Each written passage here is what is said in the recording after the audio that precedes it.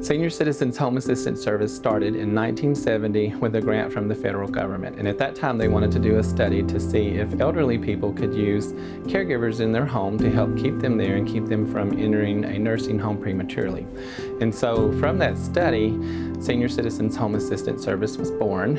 And to this day, we do basically the same thing. We hire caregivers, we train caregivers, and we send them to the homes of the elderly to help them do the things they cannot safely do on their own.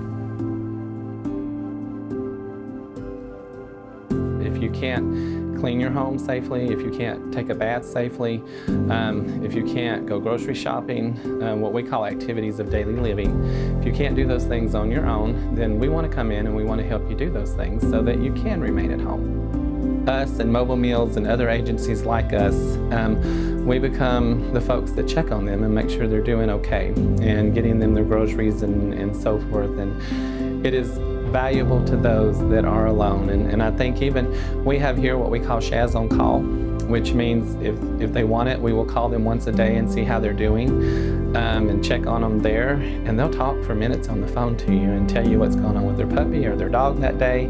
And so those phone calls even become valuable to them. And the other side of that is for the family members that are working, if they didn't answer the phone that day, then we would call their contacts, their emergency contacts, and say, you know, we didn't hear from your loved one today. You might just want to check in on them, make sure they're okay. Our agency is more than just a service. Our agency is looking at their whole needs and making the referrals to them to be sure that they are safe. United Way dollars are very important to Senior Citizens Home Assistance Service because it allows us to serve more people with the money that we receive when we combine that with the payment, the sliding scale fee payment that the client makes.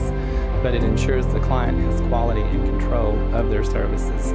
So it gives them the independence and the say-so to make sure that we as an agency are doing what we should to keep them safely in their homes.